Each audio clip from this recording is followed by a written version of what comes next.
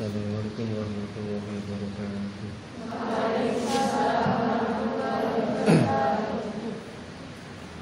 Bismillahirrahmanirrahim. Syafatu Rasulullah sallallahu alaihi wasallam. Ila hadratil wa ila hadratil jami'in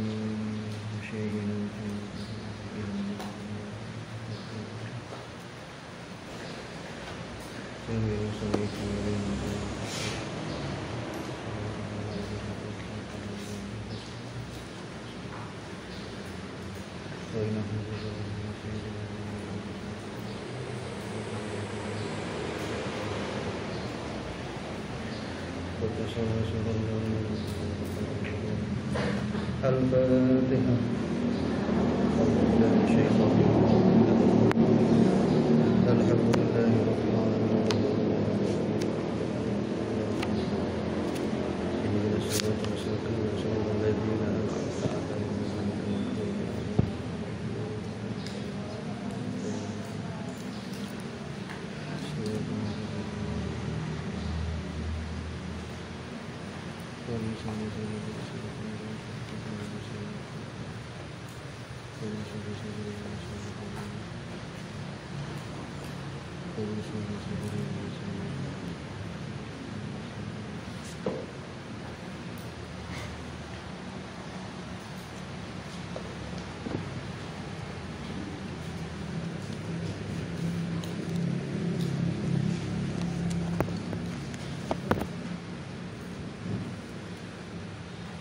Bismillahirrahmanirrahim. Qala al-mu'allifu rahimahullahu ta'ala wa nafa'ana bihi wa fi ulumihi fid dharain amin. Dibuka halaman yang pertama, muqaddimah. Bismillahirrahmanirrahim. Qala as-syaikhu al-imam al-alimu al-allamatu hujjatul islam wa barakatul anami Abu Hamid Muhammad bin Al-Ghazali At-Tusi. Temu nggih? Sampeyan bawa apa itu? Syarah apa matanya? Kalau sampeyan di kitabnya ada syarahnya berarti ambil yang pinggir. Oke. Kalau murni matan berarti yang tengah. Qaddasallahu ruhahu wa nawwara durihahu amin. Kala ngendika sapa asy-syaikhu Syekh al-imamu imam al-alimu kang alim al-allamatu kang banget alime. Rupane hujjatul Islam kang dadi hujjai Islam. Ini istilah di dalam ilmu mustalah hadis yang menunjukkan bahwa yang memiliki gelar tersebut adalah ulama yang sangat mumpuni dan menguasai hadis. Wa barakatul anami lan kang dadi atau kang barokai makhluk. Rupane Abu Hamid Muhammad bin Muhammad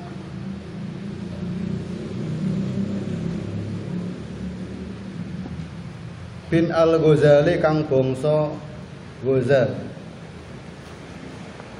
At-Tusi kang bangsa Tusi. Tusi itu daerah Khorasan. Kalau zaman sekarang berarti Iran ya. Tapi Iran zaman dulu masih mengikuti paham Ahlus Sunnah wal Jamaah. Kalau sekarang sudah berubah. Mereka fahamnya bukan lagi Ahlus Sunnah wal Jamaah tetapi berfaham Syiah. Qaddasa mugi nyucikake sinten Allah ruhahu ing ruhe Al-Ghazali. Wa nawwara lan madangi sinten Allah dorihahu ing kuburane Al-Ghazali amin. Alhamdulillah tawis kabehane puji kulillahi tetep kagungane Allah. Hakko hamdihi kelawan saknyatane muji Allah. Hakko hamdihi kelawan saknyatane muji Allah. Wa sholatul lan utawi rahmat takdim. Atau gini juga bisa, wa sholatulan mugi nambahi rahmat takdim, wa salamulan keselamatan kanggo sapa ala Muhammadin ing ngatasé Kanjeng Nabi Muhammad rasulihi kang dadi utusane Allah wa abdihi lan kawulane Allah, wa ala alihi lan ing ngatasé keluargane Kanjeng Rasul, yaiku sapa kabeh dzurriyahe Kanjeng Nabi nggih, wa sahbihi lan para sahabate Kanjeng Rasul. Siapa sahabat? Man ijtama'a bin nabi wa mata 'alal iman. Ya, ini orang-orang yang sempat menemui Kanjeng Nabi dan dalam keadaan beriman. Min ba'dihi saking sakwuse min ba'dihi saking sakwuse Kanjeng Nabi Muhammad.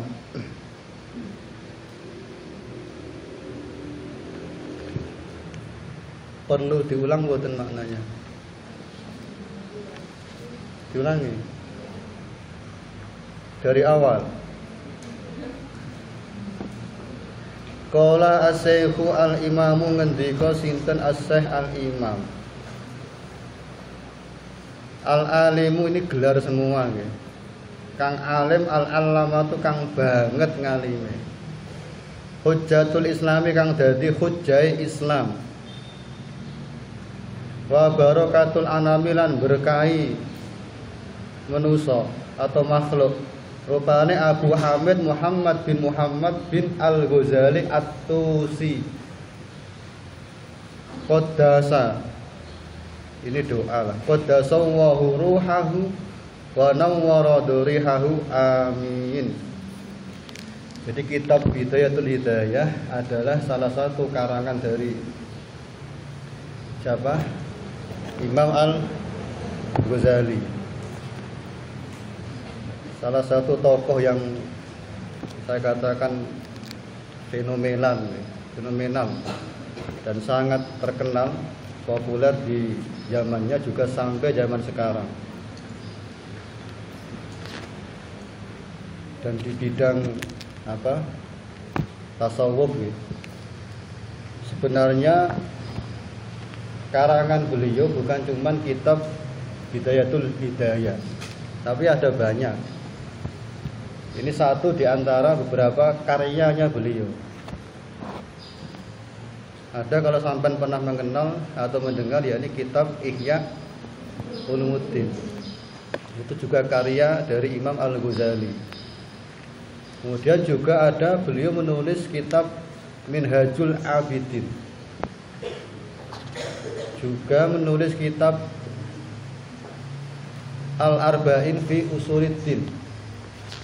Itu diantara beberapa kitab karya beliau di bidang tasawuf. Dan orang agak sering salah paham ketika menggambarkan sosok Imam Al-Ghazali. Kita tahunya beliau adalah pakar atau ahli di bidang tasawuf atau filsafat. Kitabnya dikaji di mana-mana, bukan cuma di pondok pesantren, di tingkat universitas juga dikaji oleh para doktor, oleh para profesor.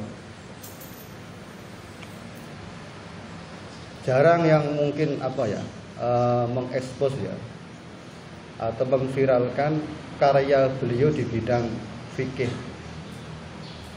Di bidang fikih beliau juga mumpuni dan karyanya juga sangat-sangat luar biasa dan menjadi kitab pokok atau pedoman pokok di mazhab Asy-Syafi'i. Ada 3 kitab. Yang pertama Al-Basit, kemudian Al-Wasit, kemudian Al-Wajiz. Jadi kalau mau sampean runtut silsilah kitab mazhab Asy-Syafi'i dari pertama, dari pengarangnya yakni dari pendiri mazhabnya, yakni kitab Al-Um, Pernah dengar? Baru sekarang ya, atau kemudian diringkas oleh, atau ya diringkas lah, datang muridnya yang bernama Imam Al-Muzani dengan karyanya Mukhtasar Al-Muzani.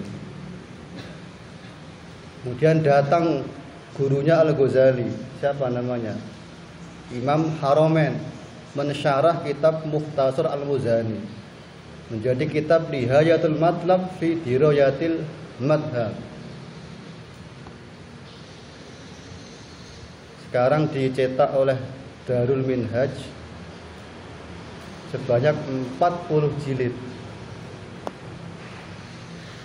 Terus datang muridnya Al-Ghazali meringkas kitabnya gurunya, apa tadi? Nihayatul Matlab fi Dirayatil Madhab, dan diberi nama kitab Al-Basit. Masih terasa kegedean untuk umat, diringkas menjadi Al-Wasit, kemudian diringkas lagi menjadi Al-Wajiz. Itu semua karya atau tulisannya Imam Al-Ghazali di bidang fikih. Kemudian datang Ar-Rafi'i, diringkas menjadi kitab Al-Muharrar.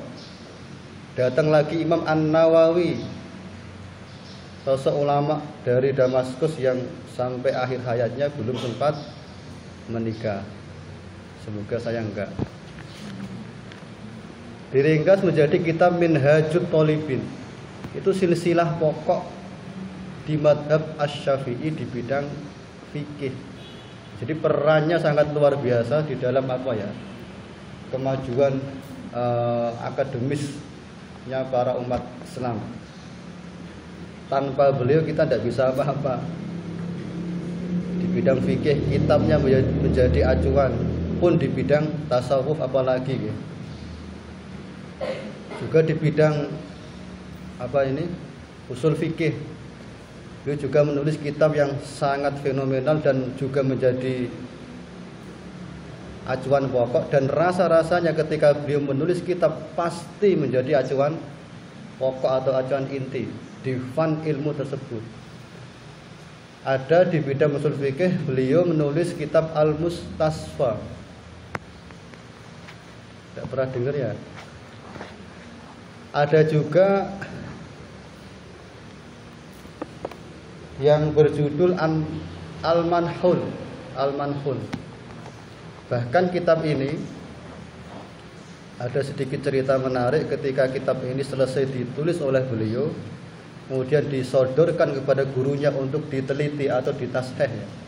Biasa kan seorang santri atau mahasiswa lah ya, punya tulisan, punya karya, kemudian minta tasheh sama gurunya, sama kiainya atau sama dosennya. Apa kata gurunya komentarnya? Dafantani wa ana hayyan. Apa artinya, Mbak? Setelah melihat kitabnya Al-Ghazali yang berjudul Al-Manhul, gurunya mengatakan, "Loh, ente itu mengubur saya dalam keadaan saya masih hidup." Paham gak apa kira-kira ini maksudnya? Kalau mau viral ke alimannya, nanti dulu, ya nunggu saya mati, gantian gitu loh. Sekarang zamannya saya masih hidup. Jangan ente sebagai murid kok malah pengen ngelangkai guru. Saya itu cara bahasa Jawa nih.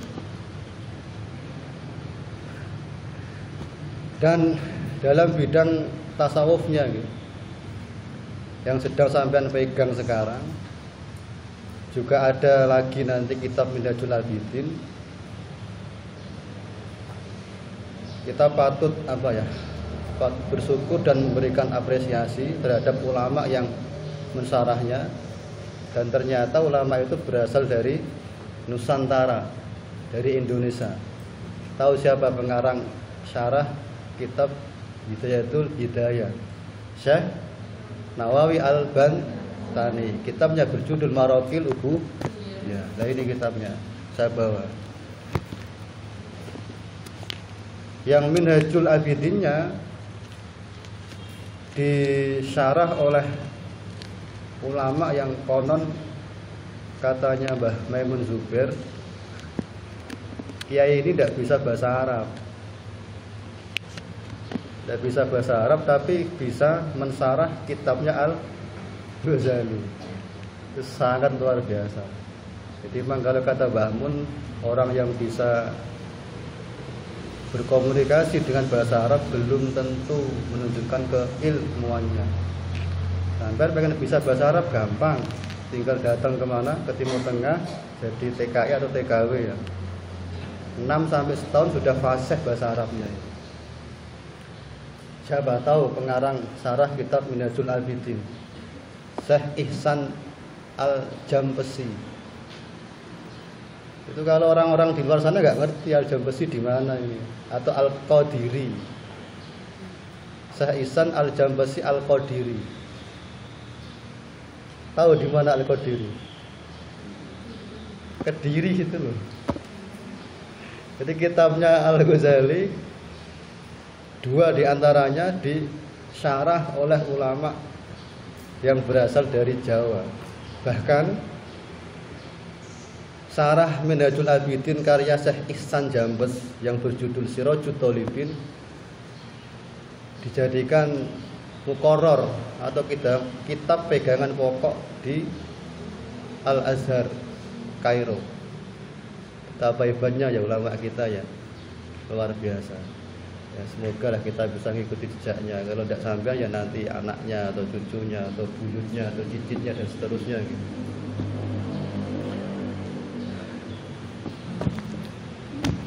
Nah, bicara masalah tasawuf gitu, saya kira perlu saya sampaikan sedikit tentang ilmu tasawuf. Biar sampean tahu kenapa kok sampean hadir di sini, kemudian saya sajikan atau pondok di sini menyiapkan apa ya, kitab Hidayatul Hidayah untuk dikaji. Pada intinya kalau kita bicara masalah tasawuf itu bicara tentang apa? Akhlak atau moral atau adab sopan santun. Dan ini melengkapi dari beberapa kajian yang ada di Ma'had Al-Jami'ah, dan saya kira sudah lengkap, di mana hampir semua fan ilmu yang sifatnya pokok dan wajib dipelajari ada dan disajikan di Ma'had sini. Kalau kita bicara akidah, kita juga mengaji kitab Akidah Sanusiyah. Ya enggak? Kalau kita butuh yang namanya pedoman untuk amal ibadah kita, kita juga mengkaji apa di sini, kitab Fathul Qorib. Ketika kita butuh untuk membenahi, meluruskan, mentasheh akhlak atau moral kita, kita juga mengkaji kitab tasawuf. Ini nikmat yang sangat luar biasa. Dan harapannya kitab ini semua ketiga-tiganya selesai dikaji. Betapa apa ya, faedahnya, fungsinya yang sangat luar biasa, bisa menjadikan modal pokok nanti sampai pulang kembali ke rumahnya masing-masing. Pun sekalipun setahun gitu. Setahun waktunya tidak ada masalah, tapi ketika itu bisa dikemas dengan baik, sistemnya diatur, ditata ulang, saya yakin sekalipun setahun kalau sistemnya bagus akan bisa mencapai targetnya. Kalau kita kemarin di hari Senin mengkaji tentang masalah akidah, yang pada intinya tujuannya adalah apa? Untuk memperkokoh akidah kita, atau untuk memperkokoh paham Ahlus Sunnah wal Jamaah. Sampean sebelumnya sudah mengkaji apa? Fikih, untuk memperkokoh apa? Amal ibadah kalian. Nah sekarang kitab tasawuf tujuannya pokok apa? Memperkokoh atau menguatkan akhlak moral, adab, sopan santun sampeyan. Mungkin ada yang bertanya, lah kalau saya sudah baik ngapain Pak kita belajar ilmu akhlak atau ilmu moral atau ilmu adab? Ngoten. Kalau bicara manusia secara tipikal ya atau tabiatnya itu bisa dikategorikan menjadi dua. Ada tipikal manusia yang memang sejak dilahirkan dia tipikalnya atau tabiatnya lah, akhlaknya masuk kategori akhlak yang terpuji, yang baik. Memang sudah dari sononya wataknya tidak pemarah misalkan, tidak apa ya, apa Pak, sabar misalkan ya, tidak mudah mengeluarkan kata-kata kotor, ringan tangan, suka membantu orang. Pun juga sebaliknya, ada tipikal orang yang sejak dari sononya, sejak dilahirkan, mereka punya tabiat atau perangai yang buruk. Dan entah sampean ada di bagian mana, kalau memang sampean merasa bahwa sampean semua akhlaknya atau moralnya, adab sopan santunnya, dan mestinya pun ya sama kan ya. Saya pun merasa masih berada di level yang kedua, terlahir dengan tabiat perangai yang buruk, tidak sabaran, suka marah, ya suka adu domba misalkan, lihat temannya mendapatkan nikmat kita hasut, kita iri dan seterusnya. Itu semua penyakit atau aib yang ada pada diri kita, yang ketika kita mengkaji kitab tasawuf, insya Allah lama-lama akan hilang. Sampai tidak bisa kemudian apa ya, menjadikan itu semua sebagai hujjah atau dalil. Kan sering kita mengatakan, kok sampean marah Mbak, emang keteku kok ya. Ya kan, saya ulangi, sering kita mendengar orang di luar sana mengatakan, Mbak atau Mas, kok gampang nesu. Emang kaya ngono watekku lha piye maneh? Kok gampang tersinggung. Ora sabar, gak bijaksana. Wateke kaya ngene kok gawan bayi gitu kan? Gitu gak sih? Pemalas, wateke pemalas loh. Iki ora nyindir loh ya, ojo tersindir. Saya bicara fakta.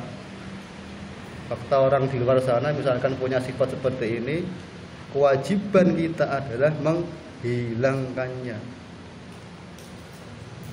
Menghilangkan itu semua tidak bisa, kecuali sampean belajar ilmu tasawuf yang pada intinya adalah tazkiyatun nufus atau mujahadatun nafsi. Standarnya, semoga sampean enggak ya, manusia itu punya yang namanya hawa nafsu. An-nafsu al-ammaratu bisu. Hawa nafsu yang selalu memerintahkan kita untuk apa? Berbuat buruk atau keji. Diajak ngaji berat, apalagi jam 6 ya, sudah mandi jam 5 antri ya kan. Itu pasti perasaan di sini itu rasanya sakit hati, sakitnya di sini kok Pak, jam 6 kok pagi ngaji itu kok. Kalau memang punya sifat seperti itu harus diperangi. Nanti kita akan tahu apa saja daftar menu penyakit-penyakit hati kita gitu. Banyak macamnya. Kalau di fikih kewajiban kita membersihkan najis atau hadas dari tubuh kita, di bidang tasawufnya kita harus membersihkan aib atau penyakit yang ada di dalam hati kita. Saya sebagai pengajar kitab apa ini tasawuf ya, bukan kok berarti saya sudah sempurna bersih, yunda. jujur. Kalau dikatakan atau disuruh milih, saya mending milih mengajar kitab fikih dibandingkan dengan kitab tasawuf. Saya baru belajar, baru mengkajinya, khatam selesai, iya. Tapi untuk prakteknya, Masya Allah, susahnya minta ampun. Kalau kita bicara masalah tasawuf itu bukan kok seberapa banyak sampean ngaji kitab tasawufnya. Saya ngaji banyak kitab tasawuf. Ini bukan berarti saya sudah suci, bersih, enggak. Saya ngaji kitab Risalah Mustarsidin. Saya ngaji kitab Minhajul Abidin. Saya ngaji kitab Mukhtasar Ihya Ulumuddin. Saya juga ngaji kitab Hikam. Banyak yang saya baca. Cuma ya masih aja pengen, misalkan ada orang ganggu juga tersinggung gitu loh. Makanya pesan yang apa ya, yang paling saya ingat dari guru saya ketika mengajar tasawuf gitu, itu beliau menyampaikan man zada khuluquhu zada tasawwufuhu. Saya ulangi, man zada khuluquhu zada tasawwufuhu. Semakin bagus akhlaknya, maka dipandang ia semakin sufi, atau semakin terbukti dia sudah mempraktekkan ilmu tasawuf. Seakan apa gunanya kesana kemari, misalkan membawa kitab apa ini Bidayatul Hidayah, tapi masih gampang lesu. Disuruh musrifah dioprak-oprak masih mangkel grundel yang gurih. Nah, buat apa megang kitab Bidayatul Hidayah? Kuncinya kalau kita bicara tasawuf ini banyak pengertiannya. Cuma ada dua. Yang pertama at-tahliyah qabla tahliyah. Apa tahliyah? Mensucikan diri. Saya ulangi, ketika kita bicara masalah tasawuf, sekalipun ulama itu juga banyak memberikan definisi, tapi pada intinya hanya berkutat pada dua kalimat, at-tahliyah dan tahliyah. Yang satu pakai kha, tahliyah. Satunya pakai ha, tahliyah. Jadi bersihkan dulu berbagai macam penyakit hati atau penyakit yang sifatnya akhlak di dalam diri kalian, baru dihiasi dengan berbagai macam akhlak yang bagus. Itulah kenapa komposisi nanti di kitab Bidayah yang pertama adalah tentang ketaatan, berarti tahliyah. Yang kedua tentang tahliyah, mengosongkan atau benar kebalik ya. Taat tentang tahliyah. Ulangi, kalau kitab ini komposisi pertamanya adalah tentang ketaatan, berarti itu tahliyah. Yang kedua nanti akan bicara masalah tentang bagaimana kita sebagai manusia menghilangkan berbagai macam penyakit atau aib yang ada pada diri kita. Sampai tergores luka jatuh itu mudah mengobatinya, tinggal datang ke dokter kan gitu. Tapi ketika sampean hatinya yang terluka, itu Masya Allah, obatnya susah. Berobatnya kemana sampean? Ketika punya sifat apa tadi, pemarah, nggak menyabar, kurang bijaksana, tukang caci maki misalkan, toh, tukang adu domba, itu kemana berobatnya? Kemana? Ke pondok, bener gak? Pondok ini laksana bengkel, Pak. Bengkel sing dandani wis wong macam-macam ra genah kabeh iku.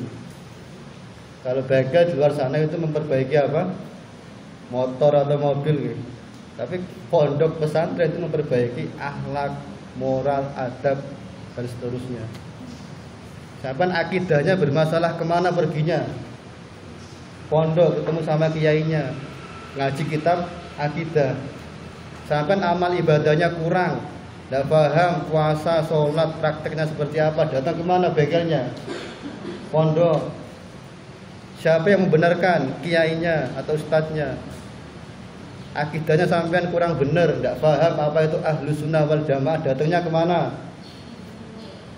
Pondok itu solusi. Model lembaga pendidikan yang tertua di Indonesia. Kalau kampus itu kan ya datang belakangan. Pondok sudah ada sejak ratusan tahun yang lalu. Setelah kenapa banyak kemudian lembaga yang mengadopsi sistem pondok pesantren. Dan saya pribadi jujur sangat senang sekali ketika di kampus ini yang notabene adalah kalangan akademisi atau intelek ternyata mau atau diajarkan kitab Bidayatul Hidayah. Saya nggak pernah sama sekali membayangkan ya membaca kitab ini di kampus di AIN.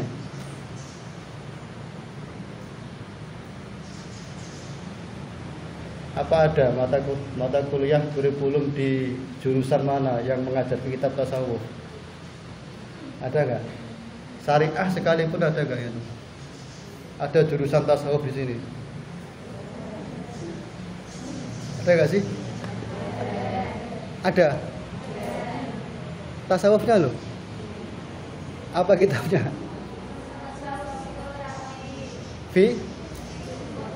Fisioterapi.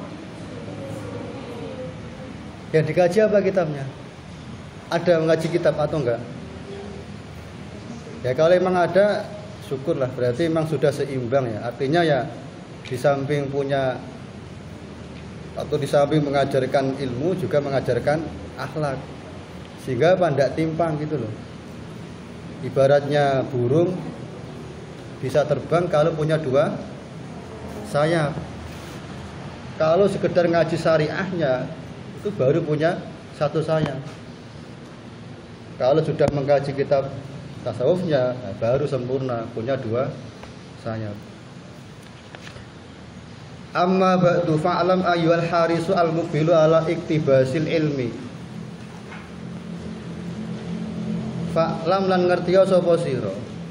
Ayyuhal harisu he wong sing semangat atau ambisi. Al-muqbilu kang madhep ala iktibasil ilmi ing atase golek ilmu. Ini khitabnya ke siapa?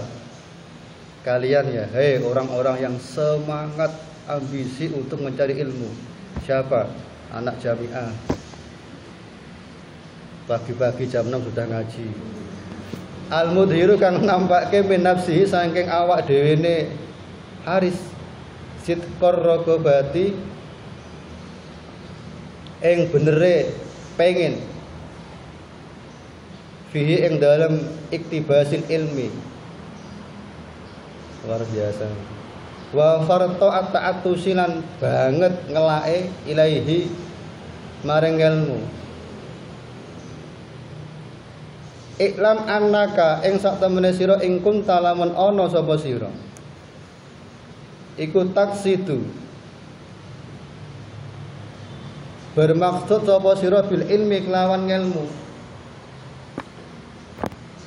Maksudnya apa al munafasata ing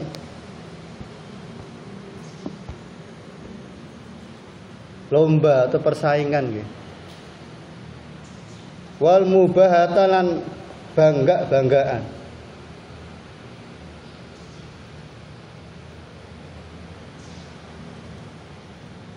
Ini pesan yang sangat luar biasa dari Imam Al-Ghazali di awal pembahasan kitab Hidayah. Sudah diperingatkan agar sampean semua jangan sampai punya niat yang buruk ketika mencari ilmu.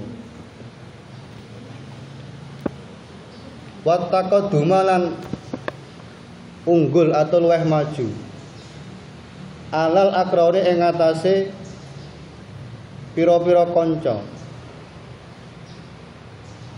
Wastimalata wujuhin nas lan amreh mengo. Wastimalata wujuhin nas lan amreh mengo. Ngerti mengo nggih? berpaling. Wujuhan nasi ing wastimalata wujuhin nasi amrih mengo pira-pira wajahe manusa ilaika marang sira. Mencari ilmu biar apa? Biar dicari orang, biar laku dakwahnya, biar laku ngisi di mana-mana, biar semua orang terpesona. Oh iya kayak si A, alimnya masya Allah. Wajam afutami dunia lan ngumpulke pira-pira reruntuhane donya. Wajam afutami dunia lan ngumpulke pira-pira reruntuhane donya. Ini diantara daftar niat buruk yang mungkin terjadi dan mungkin dialami oleh penuntut ilmu. Dan saya yakin sampai semua tidak seperti ini. Satu, daftarnya apa? Mencari ilmu tujuannya untuk berlomba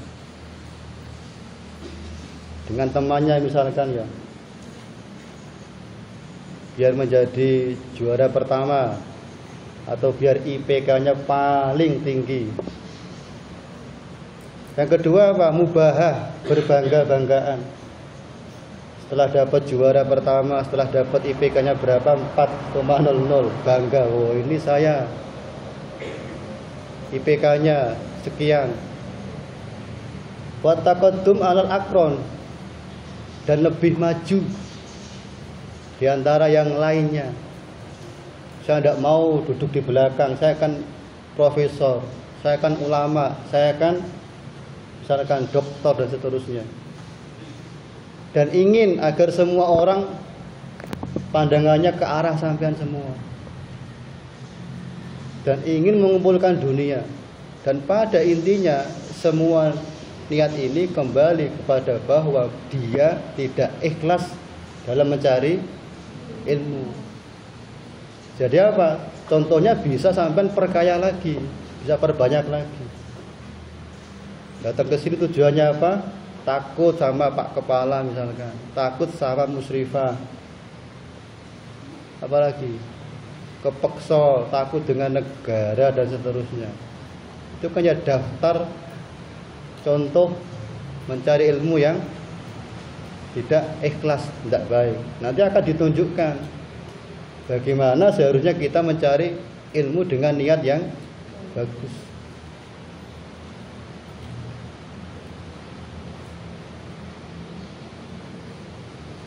Atau mungkin datang ke sini biar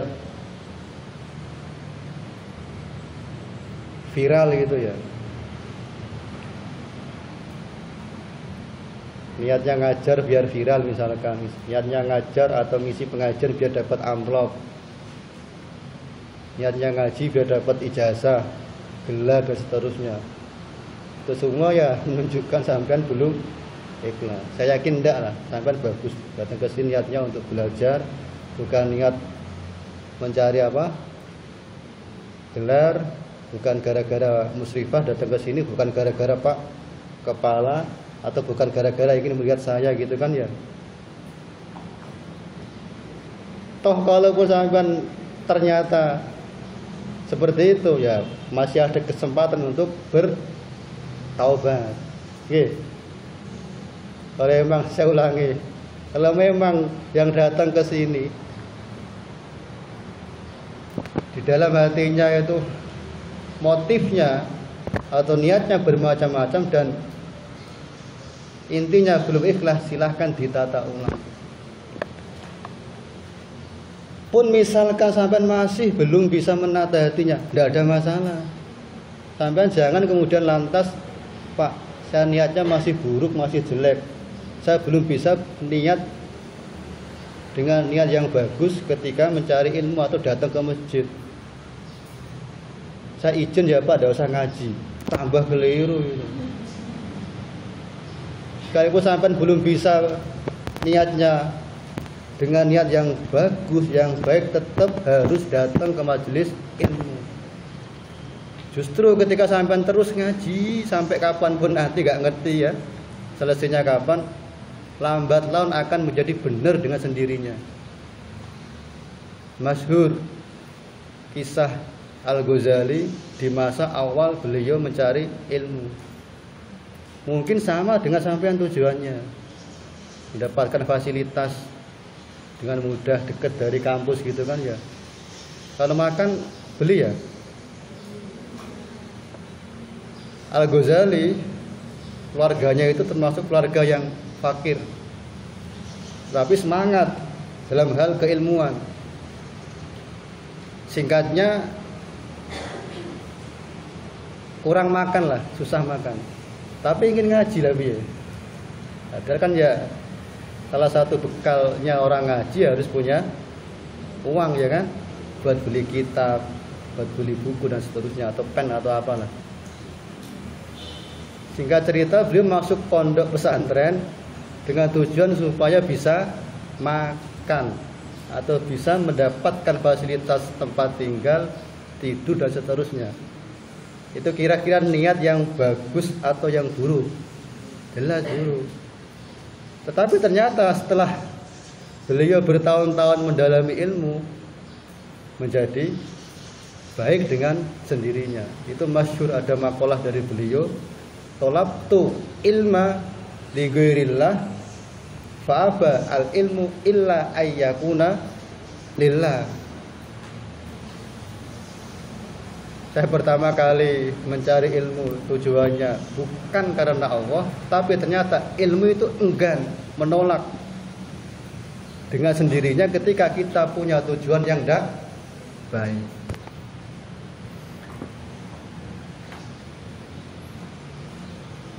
Kalau sudah punya niat yang buruk dengan berbagai macam yang tadi itu ya, fa anta sa'in, mongko utawi sira iku sa'in lumaku fi hadmi dinika, ing dalem robohke agamane sira. Nauzubillah.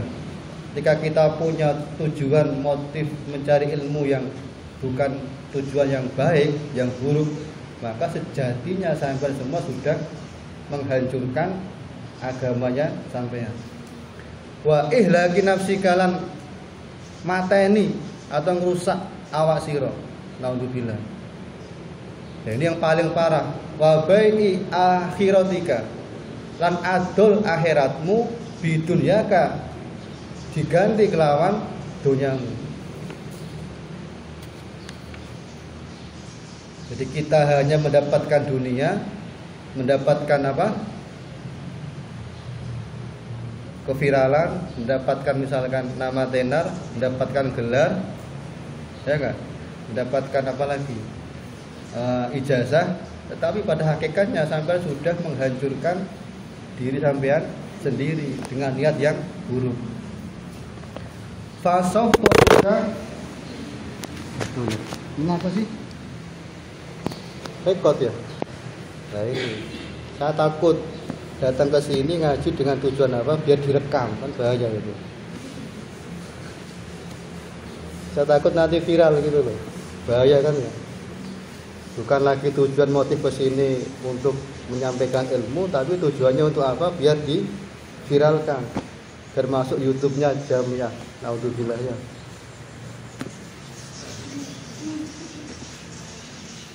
Bagaimana ya? Kemarin saya nggak tahu siapa ini koordinatornya, Mbak Musifah nih.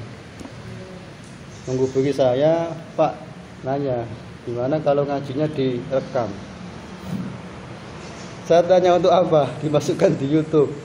Saya tanya lagi, ini serius, ini beneran. Saya masih nggak percaya gitu loh. Saya pengennya ngaji aja, udah selesai. Rekaman di mana? Ada di kepala sampean semua.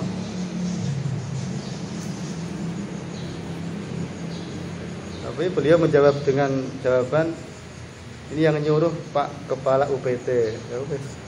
Saya menghormati orang tua kan, kala tua. Tapi ini sekali lagi di luar apa ya? Di luar visi misi hidup saya. Saya dari awal sudah pernah saya katakan di sini, mungkin hari Senin, saya kurang begitu suka tampil di depan, atau bahkan di shoot atau direkam atau apapun itu. Ini menyalahi kaidah yang disampaikan oleh Ibnu Athaillah As-Sakandari, dimana ketika sampai nanti belajar ilmu tasawuf, di sana ada yang namanya anjuran untuk khumul. Tahu khumul? Menyembunyikan identitas dirinya agar tidak terlalu dikenal oleh masyarakat bumi, tapi dikenal atau viral di masyarakat langit. Idfin wujudaka fi ardil khumul. Itu yang disampaikan Syekh Ibnu Athaillah As-Sakandari di kitab Al-Hikam. Dan sekarang saya ada di depan sampean semua, direkam ya kholas. Ternyata emang gimana ya? Setelah muka-muka di sepura pangeran ya.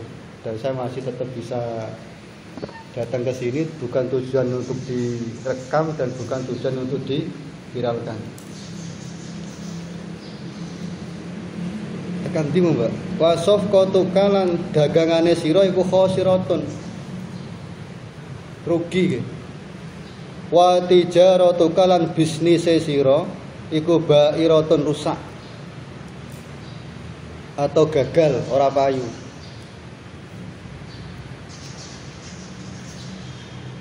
Wa muallimuka lan gurune sira iku mu'inun,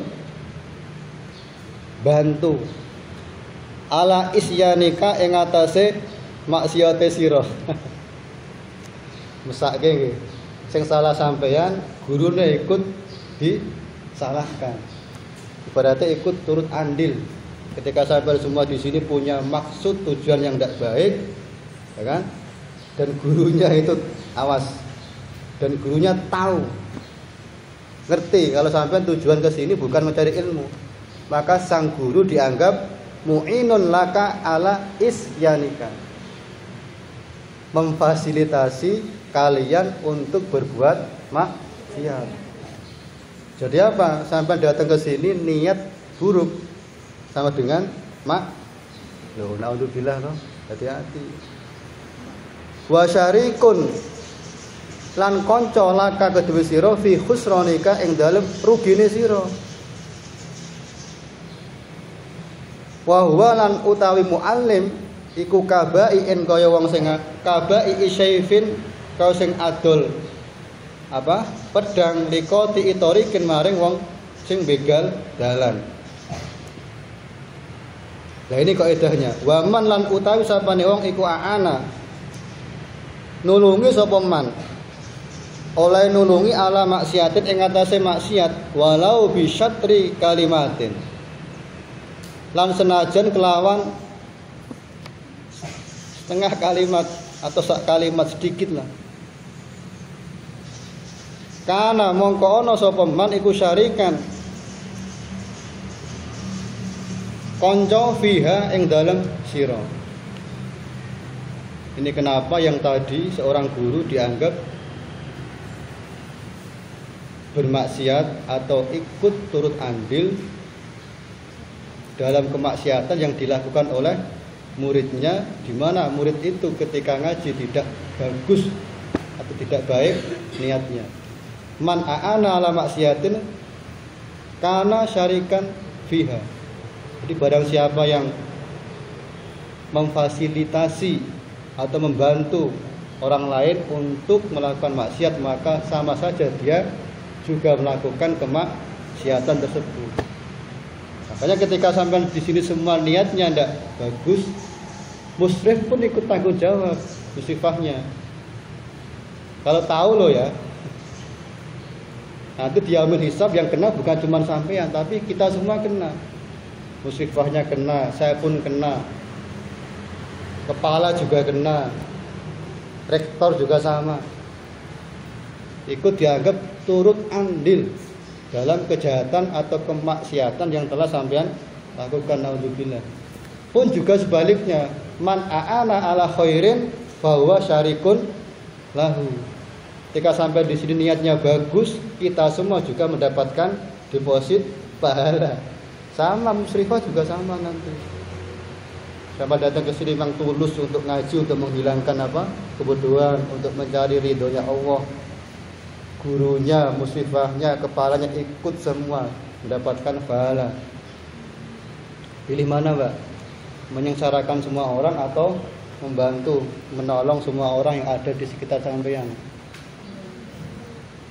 Kita tuh nggih niate iki datang ke sini nggih. Kok sampai dapat bonus fasilitas, dapat kamar, apapun itu ya sifatnya memang bonus lah gitu aja, pelengkap. Bonus sebab sampean sudah belajar. Inti pokoknya sampai datang ke sini ya ingin mencari ilmu, mencari ridha Allah, menghilangkan kebodohan.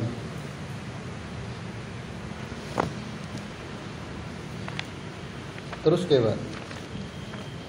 Cukup lagi. Al-Fatihah. Ar-Rahmanir-Rahim. Subhanal ladzina an'amta 'alaihim